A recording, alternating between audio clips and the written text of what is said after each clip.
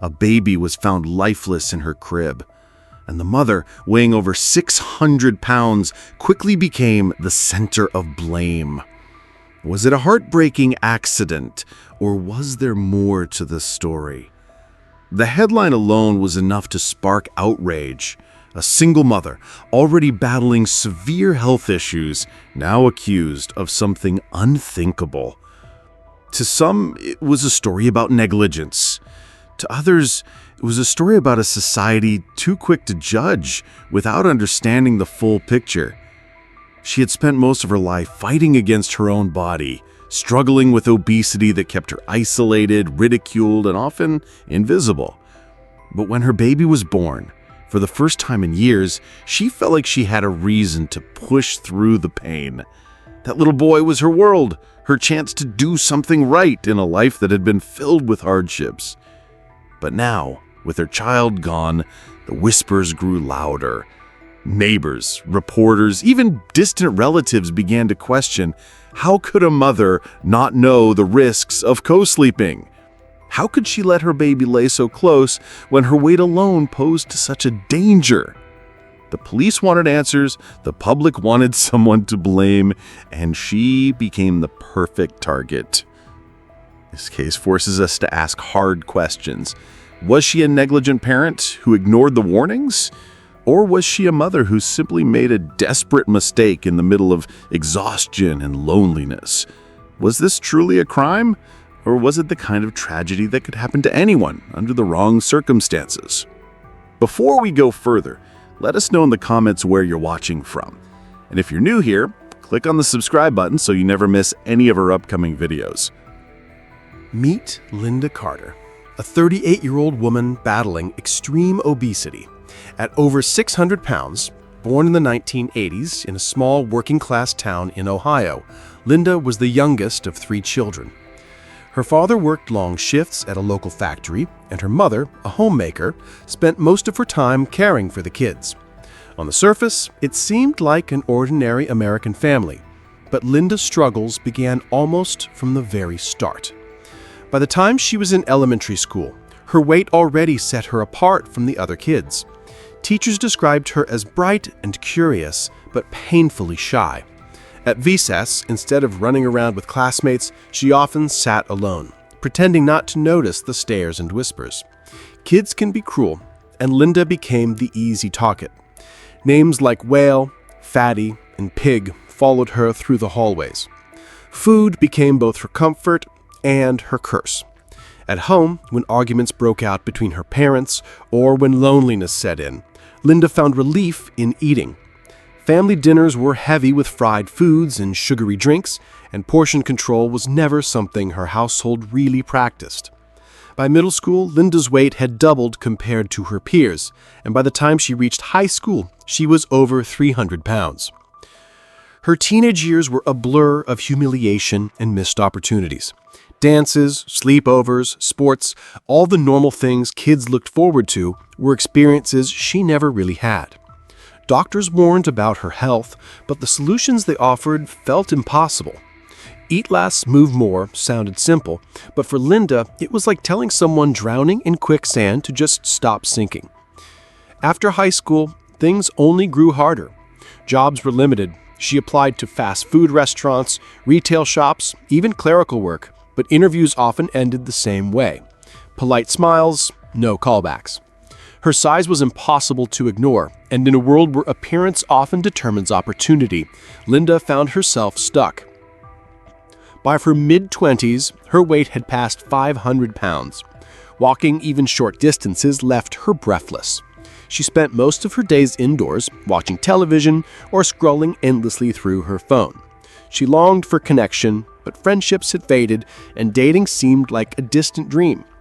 And yet, beneath the layers of pain and struggle, Linda carried a deep desire for something more. A chance to be seen, to be loved, and to feel like her life mattered. That chance seemed to arrive unexpectedly when she became pregnant. Friends and relatives were shocked. How's she going to raise a baby at her size, some asked.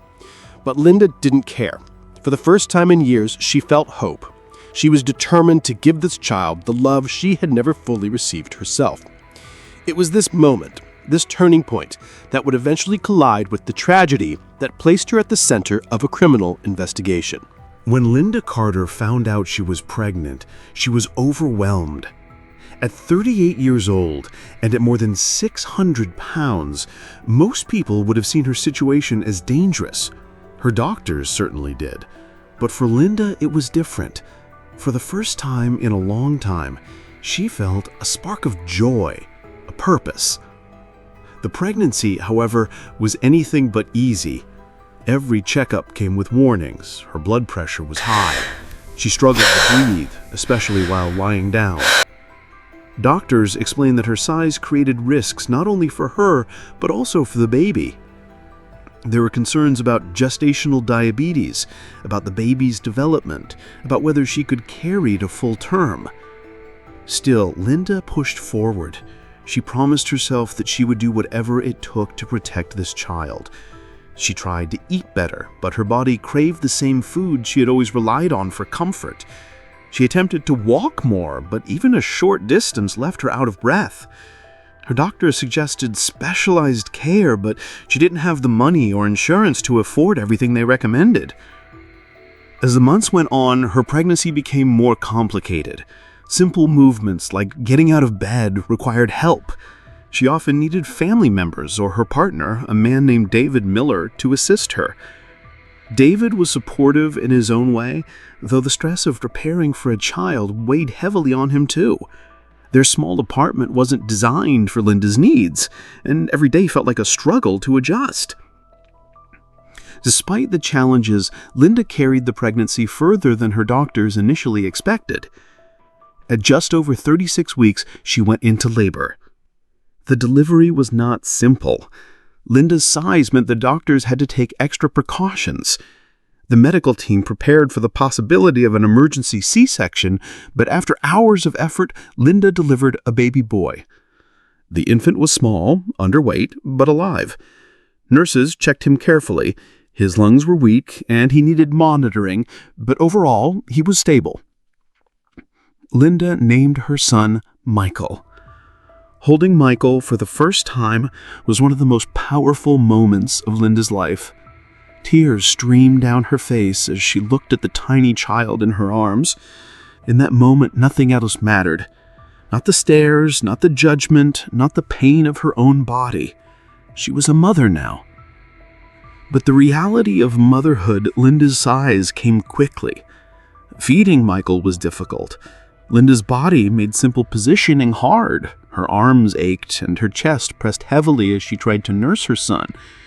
She wanted so badly to bond through breastfeeding, but it wasn't easy. Sometimes Michael would struggle to latch. Other times, Linda worried that her own weight made it unsafe to hold the baby too close.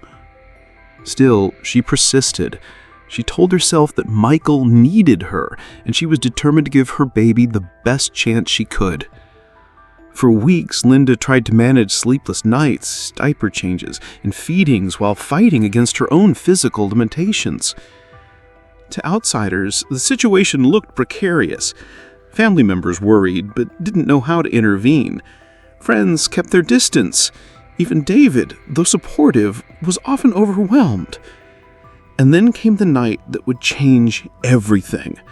The night that Michael was found unresponsive in his crib. She had just finished feeding her baby boy, Michael. For Linda, those quiet moments of nursing were some of the most meaningful parts of her day. As she cradled him in her arms, she felt a mix of exhaustion and love, emotions every new parent knows too well. But for Linda, motherhood carried an extra layer of challenge. Her size made even the simplest tasks harder than most people could imagine. Something as routine as standing up with Michael in her arms left her short of breath.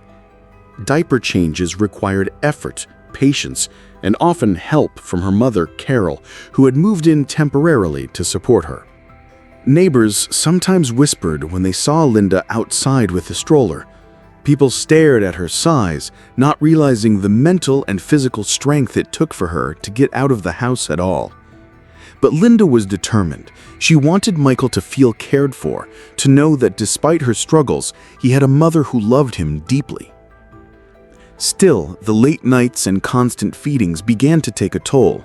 Her body ached, her energy was limited, and in those moments of fatigue when Michael cried and she wasn't sure if she had the strength to get up again, the weight of her circumstances pressed down even harder. Motherhood was supposed to be joyful, and in many ways it was, but behind the smiles and family photos, Linda was facing battles that no one else could fully see. It was a cold January evening when everything in Linda Carter's world changed forever. She had just finished feeding her baby boy, whom she named Michael, after her late grandfather. For Linda, those quiet moments of nursing were the most intimate times of her day. Her body may have failed her in many ways, but in those moments she felt like she was finally giving her son something no one else could: comfort, warmth, and love. But that night was different. Linda had been awake for nearly 20 hours straight.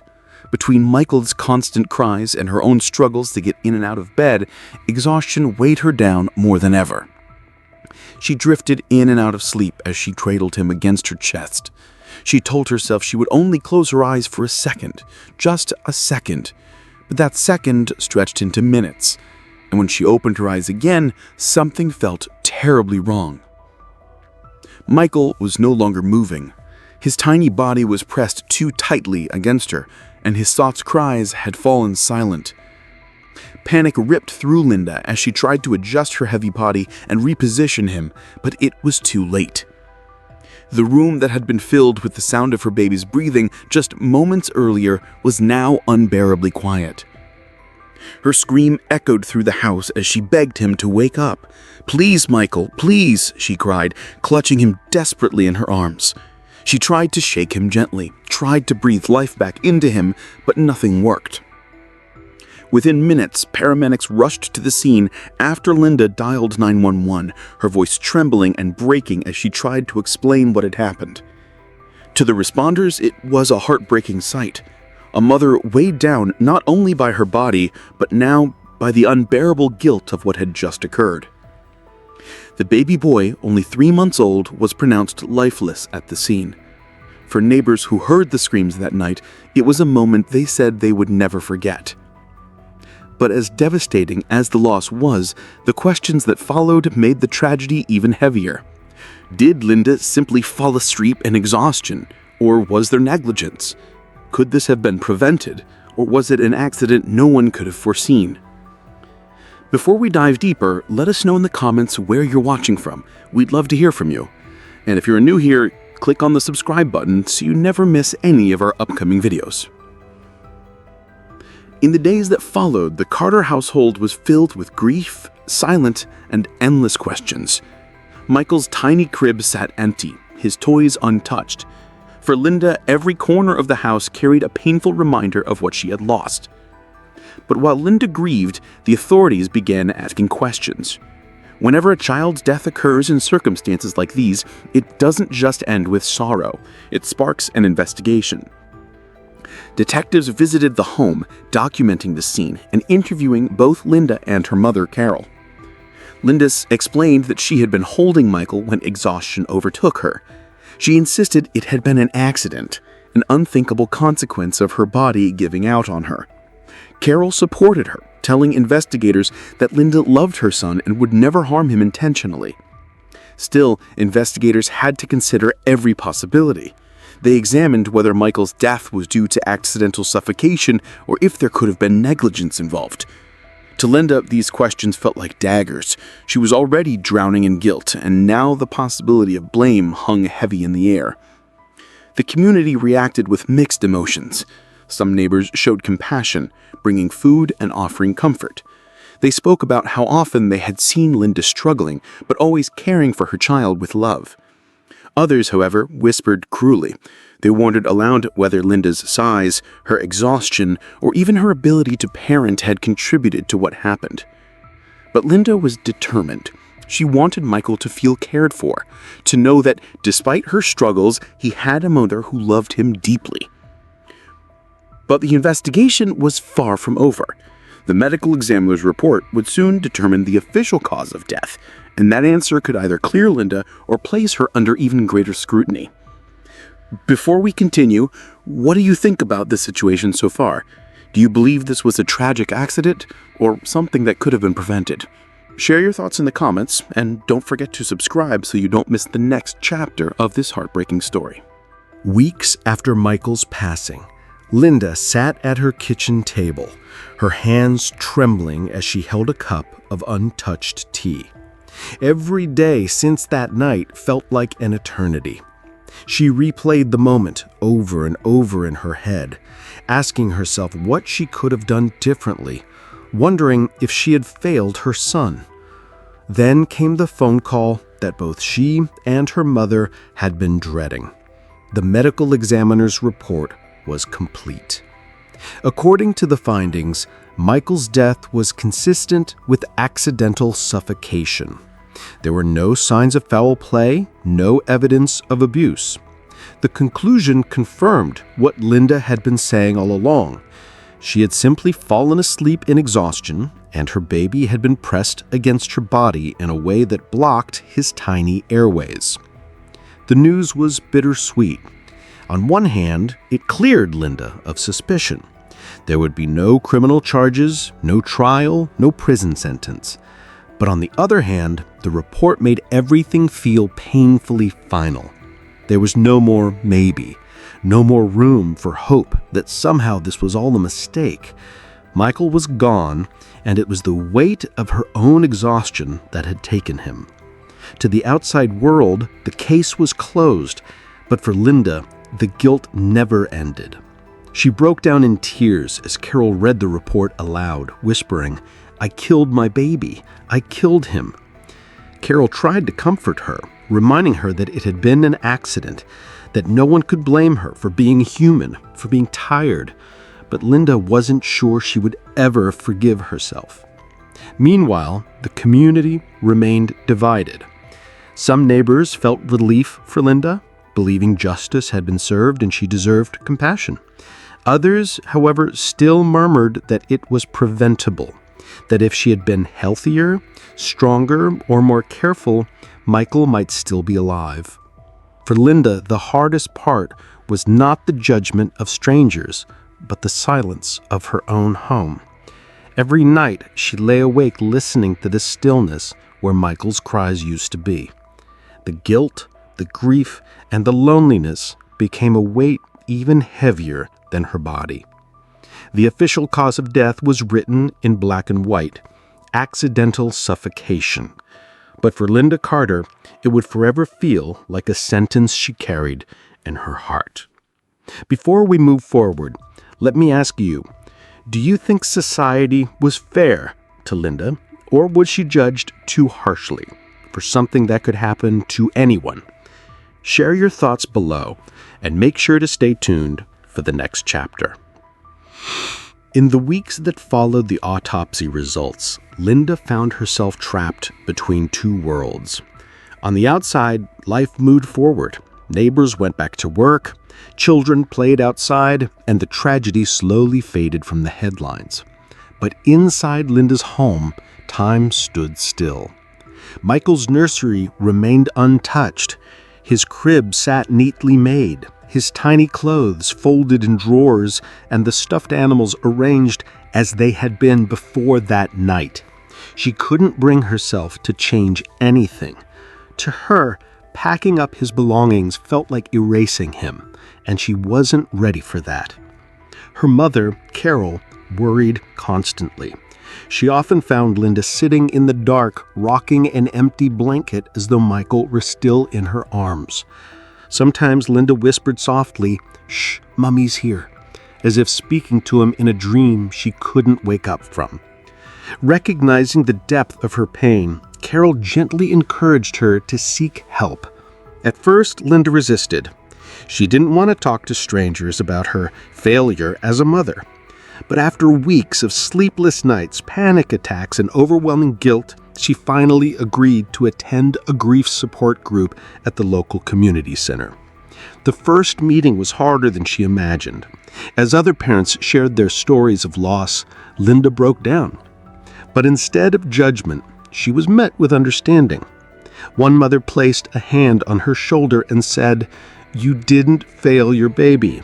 You loved him, and sometimes love is all we can give." For the first time since Michael's death, Linda felt a small spark of relief. She wasn't alone. She wasn't the only parent that had suffered this kind of unimaginable loss.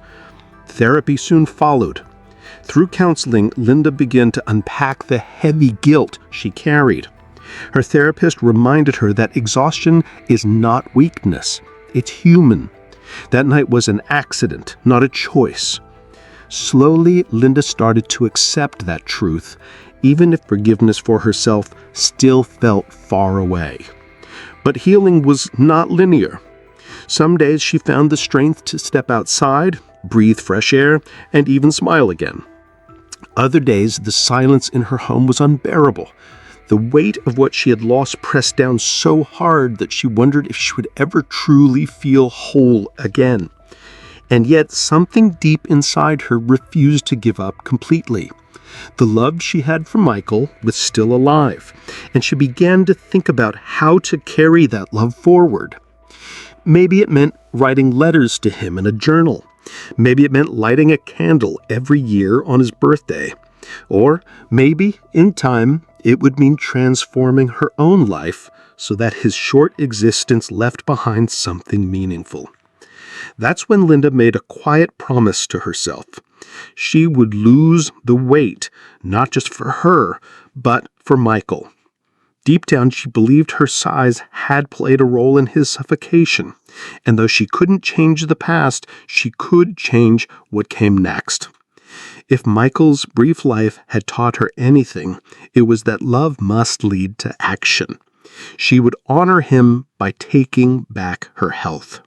The world saw Linda Carter as the woman who lost her child, but inside, she was slowly learning how to rebuild, piece by piece. Not to erase Michael, but to honor him. To live in a way that proved his life, however brief, still mattered.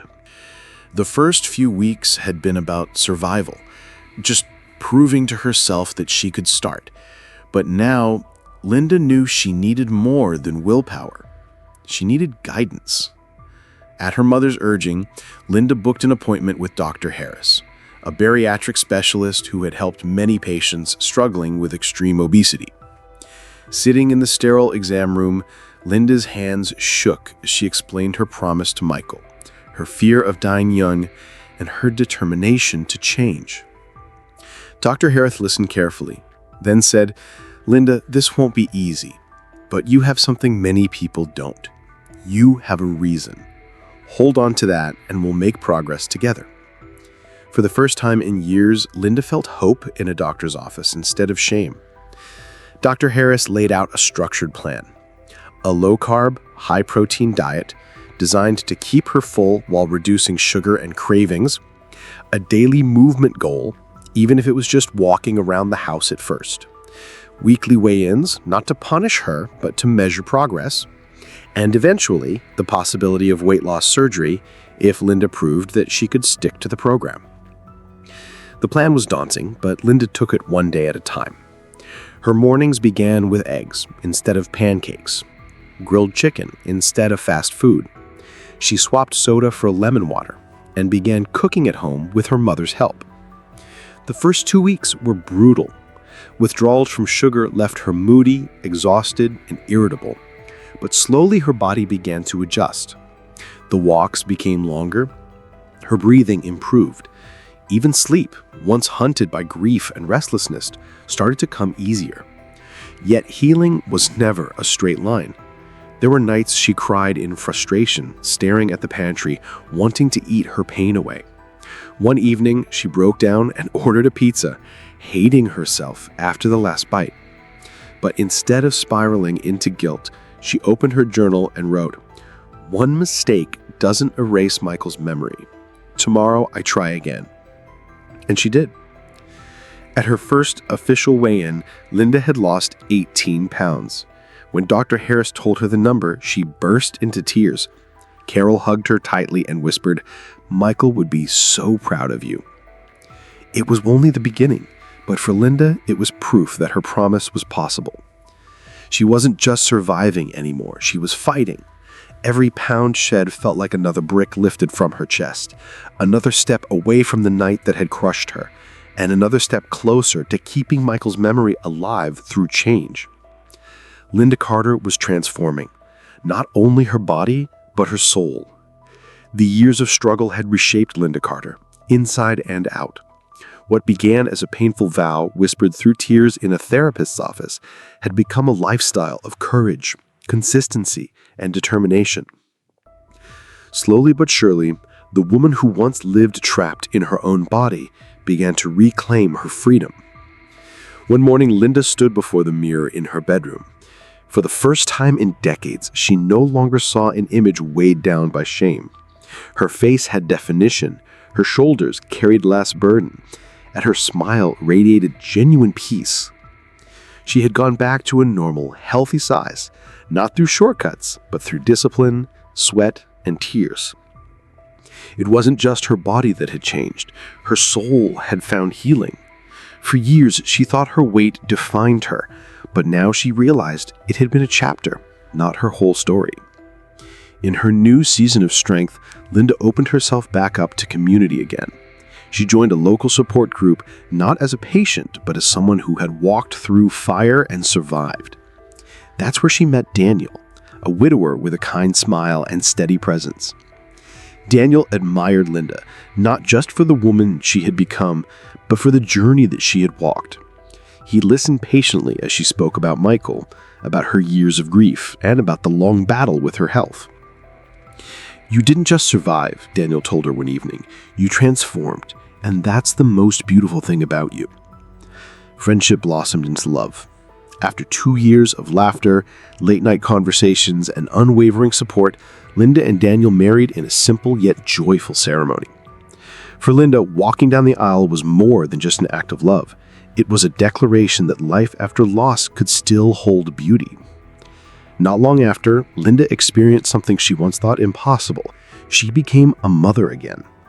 The day she held her newborn daughter in her arms, tears flowed down her face. She named her Grace, because to Linda, that was exactly what this child represented. Undeserved, overwhelming, life-giving grace. "I'll always love Michael," she whispered into her baby's tiny ear, "and I'll love you too with everything I have left." Linda raised Grace with tenderness, teaching her resilience, empathy, and the importance of health. Unlike before, food was no longer a trap in their home. It was nourishment, enjoyed with balance and gratitude. Grace grew into a brilliant, compassionate young woman. She often listened to her mother's story of loss, of weight, of struggle, of victory, and carried it like a torch. She didn't just see a mother, she saw a survivor who had chosen life over despair. Inspired by Linda's transformation, Grace pursued medicine. She studied tirelessly, specializing in obesity treatment and family wellness. When Grace finally became a doctor, she dedicated her career to helping people who felt hopeless in their weight battles, the very same way that Linda once did. In her office, she often told her patients, "I chose this path because my mother showed me that change is possible. She lost herself once, but she found her way back. And if she could do it, so can you." For Linda, watching Grace walk across the stage at her medical graduation was one of the proudest moments of her life. Sitting in the audience, she closed her eyes and whispered, "Michael, my son, your short life planted the seed for this moment. Your sister is carrying the light you left behind." Her heart swelled with peace. She had carried grief for so long, but now she carried legacy. Linda Carter was no longer defined as the woman who lost her child or the woman trapped by her weight. She had been reborn into a mother, a wife, and a living testimony of resilience. Her story had come full circle, from tragedy to triumph, from despair to legacy. Through her daughter, Grace, her pain had been transformed into purpose. And though she would always remember the tears, she now lived in the joy of a new dawn. Linda's story is not just her story. It's a reminder that no matter how broken, burdened, or defeated life may leave you, there is always a way forward. She could have given up after losing Michael. She could have surrendered to grief, shame, and hopelessness. But instead, she chose to rise, step by step, day by day, tear by tear. And so can you. Maybe your battle is with weight. Maybe it's with grief. Maybe it's with regret or something you feel you'll never overcome. But listen closely, your story is not finished. Like Linda, you can make a choice today. A choice to rebuild, to heal, to transform, and to live with purpose. If Linda could rise from the ashes of her pain, lose the chains of her weight, find love again, and raise a daughter who now brings hope to others, then imagine what you can do if you refuse to quit. The road won't be easy. It will take time, patience, and courage, but every step matters, every change counts, and every small victory can lead to a life you never thought possible. So take that step. Do it for yourself. Do it for the people you love. Do it for the ones you've lost. Do it for the future waiting for you. Because just like Linda, your new dawn is closer than you think. If you enjoyed this story, leave a comment below and share it with someone who might be going through a difficult time. You never know how your words or this story could bring healing to another person.